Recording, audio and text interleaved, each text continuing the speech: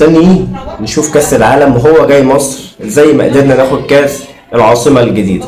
واول بطولة طبعا في تاريخ الكابتن حسام حسن مع المنتخب المصري، ودي يا جماعة حاجة تشرف لانها على حساب منتخب روسيا. كابتن حسام حسن النهارده بيقدر يحقق كاس العاصمة الجديدة. طبعا يا كابتن حسام بعد مجهود وبعد تعب وبعد اصرار يا جماعة غير عادي.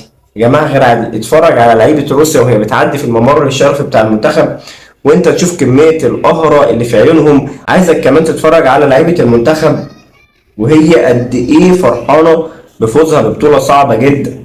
بطولة صعبة جدا. انا رايح العب كاس عالم كمان كام يوم، خلي بالك رايح العب كمان كاس عالم كمان كام يوم، وتلعبني ماتش صعب قدام منتخب روسيا واقدر ان انا اكسب منتخب روسيا. يا جماعة الماتش عندنا بكاس.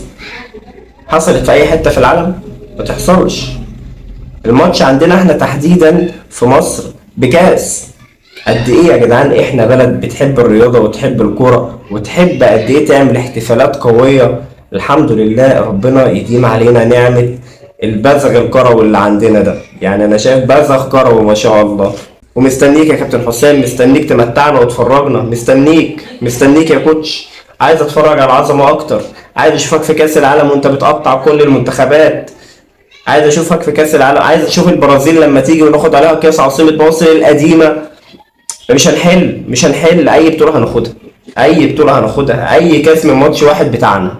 عشان تبقوا فاهمين يعني اللي حصل قبل كده مش هيحصل تاني. واي فرقة بتيجي تلعبنا بتاخد قصادها كاس وهي ماشية. احنا الحمد لله منتخب بيلعب بكاساته مش باسمه. الكاسات عندنا هي اللي بتتكلم. تعرف تيجي تاخد مني كاس؟ تعالى لعبني. مش هتعرف ههينك.